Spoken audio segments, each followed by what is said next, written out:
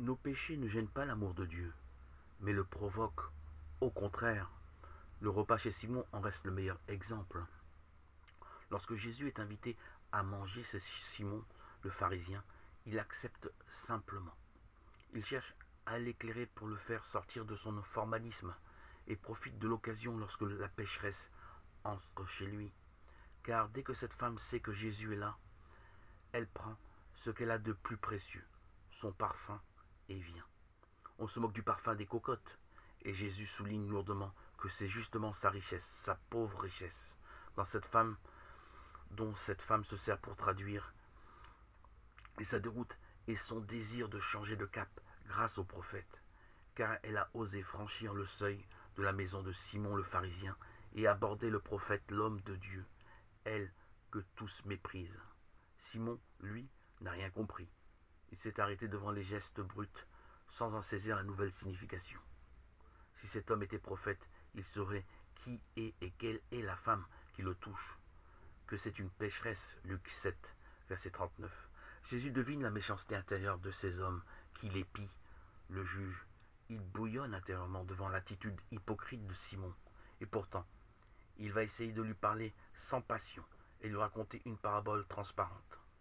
Car Simon et ses amis ne voient dans la pécheresse que la misère de son péché, et ils ignorent dans leur souci de propreté formaliste l'élan de cette âme vers Dieu, du fond de son abîme.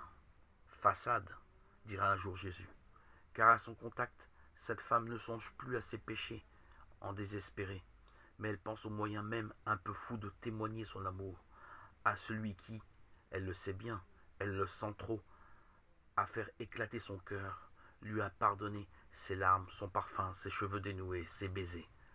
Gestes qui choquent Simon, ne traduisent que l'excès de son amour. Jésus, dans la parabole adressée à Simon, s'arrange pour faire comprendre à cette pauvre femme que, malgré tout, il l'aime et que toute sa délicatesse, toutes ses attentions à son égard n'ont pas échappé à son cœur.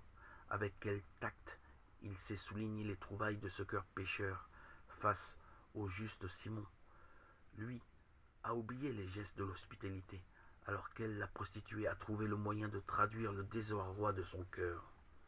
Et Jésus ose parler d'elle, la femme méprisée, et de la force irrésistible de son amour.